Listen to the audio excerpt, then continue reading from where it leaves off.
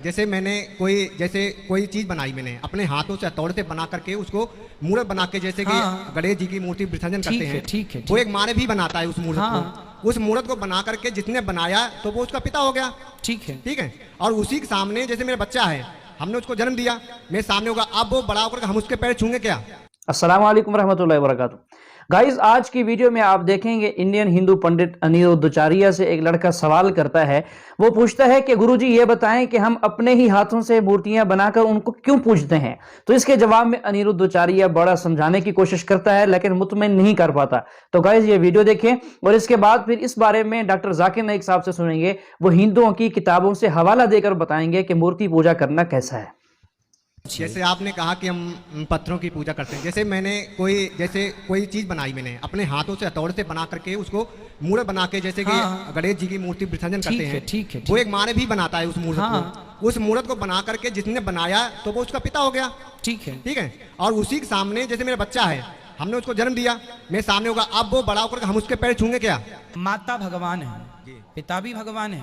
जब आपको कल के बच्चे होंगे तो छोटे छोटे जो बच्चे होते हैं ना, वो बच्चे कौन हैं? वो भी भगवान है। इसी प्रकार बेटा ऐसा है कि पहले माँ में भगवान को देखो, पिता में भगवान को देखो, फिर धीरे धीरे सब में ही भगवान को देखो, फिर पत्थरों में भी भगवान को देखो। यदि जड़ चेतन वस्तु में आपने ईश्वर को देख लिया, जिसने अपनी माँ के अंदर भगवान को देख लिया, जो इंसानों में भगवान को देख सकता है वही पत्थर में भी भगवान को देख सकता है। जो इंसानों में भगवान को नहीं देख सकता वो पत्थर में भी भगवान को नहीं देख सकता। उसी तरह तुम भी भगवान हो, ये भी भगवान है, तुम्हारे बच्चे भी भगवान है, तुम्हारे घर में जो पेड़ लगा है वो भी, तुम्हारी गौ माता, तुम्हारी बकरी, सब ईश्वर है। वो तो एक ईश्वर अंदर, जो सबके अंदर बैठे हैं, परमात्मा, जिसे साइंस की भाषा में कहा जाए तो एनर्जी है ना, ऊर्जा एनर्जी है। तो आप एनर्जी कहेंगे, हम उसे ईश्वर कहेंगे, परमात्मा कहेंगे।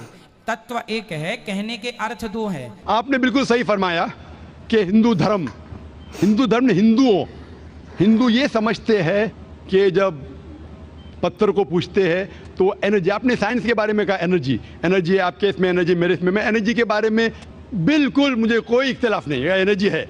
लेकिन ये कहना कि ये एनर्जी अल्लाह है, ये एनर्जी खुदा है, ना कुरान में लिखा है ना वेद में लिखा है। पॉइंट नंबर 1, ये आपकी गलत फहमी है कि ये एनर्जी खुदा है।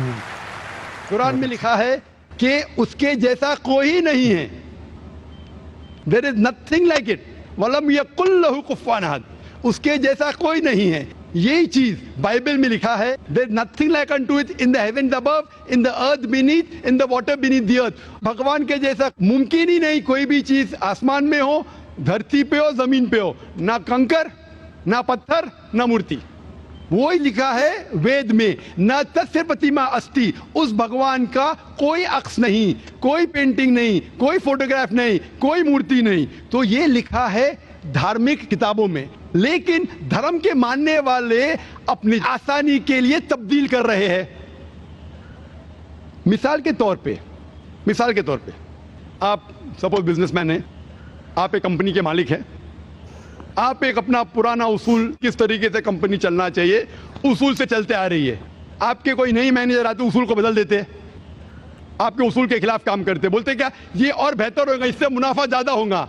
आपके उसूल है कुछ, आपके उसूल होंगे कि मैं ईमानदारी से काम करूं, आपके मैनेजर के उसूल होंगे ईमानदारी को छोड़ो, पैसे ज्यादा कमाने का।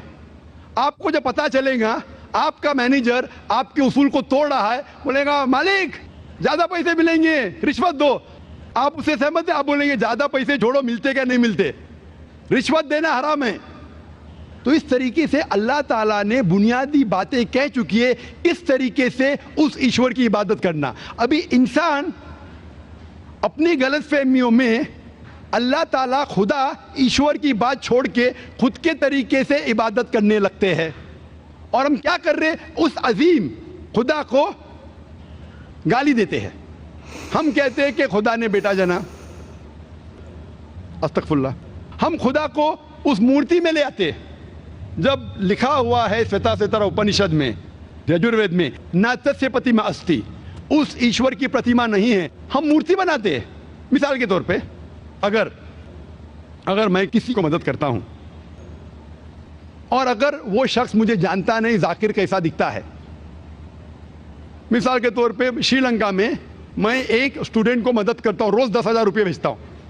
اس کو پتا نہیں ذاکر کیسا کیا کرتا ہے, وہ کاکروچ بناتا ہے, کاکروچ, اور روز صبح کو بولتا ہے ذاکر شکریہ. جب مجھے پتا چلے گا اس نے مجھے کاکروچ بنایا, کیا مجھے خوشی ہوں گی؟ بھلے وہ مجھے کچھ خالی دل میں کہتا تھا ذاکر شکریہ کافی ہے, شکریہ نہیں بھی کہتا تھا چل جاتا تھا, لیکن مجھے کاکروچ بنایا, انسان سے کاکروچ بنایا.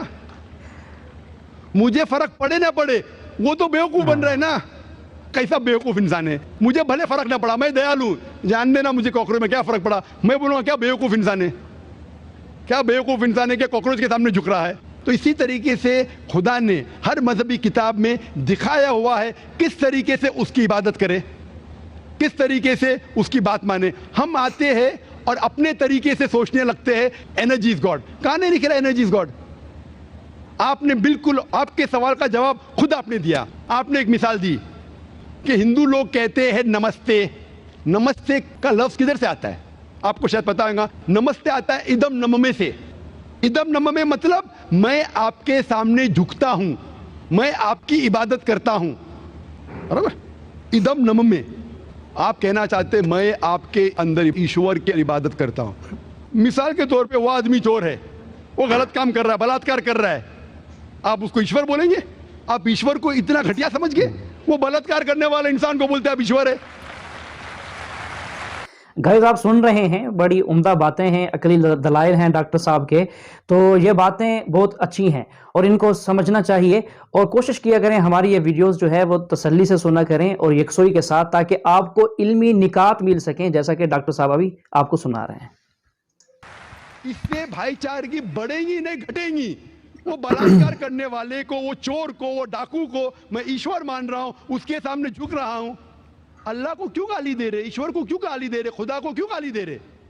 اسلام میں, اسلام کی بھی آپ نے مثال دی, اسلام میں ہم کہتے السلام علیکم. اللہ تعالیٰ سے فرماتے اس انسان پہ سلامتی دے.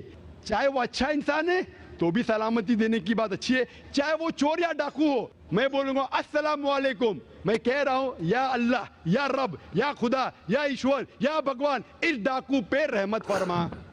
کچھ بری بات ہے نہ؟ میں اللہ کو گالی دے رہا ہوں, اس کے لیے دعا دے رہا ہوں کہ تو غلط کام چھوڑ اور صحیح راستے پہ آ. اگر میں اس کو خدا مانوں گا تو خوش ہو جائے گا, وہ اور چوری کرے گا, وہ اور بلاತ್کار کرے گا. کوئی بھی دھرم میں یہ نہیں سکھاتا. یہ دھرم کے ماننے والے اپنی خود کی ایجاد کرتے ہیں, اسے کہتے ہیں انوویشن, بدعت.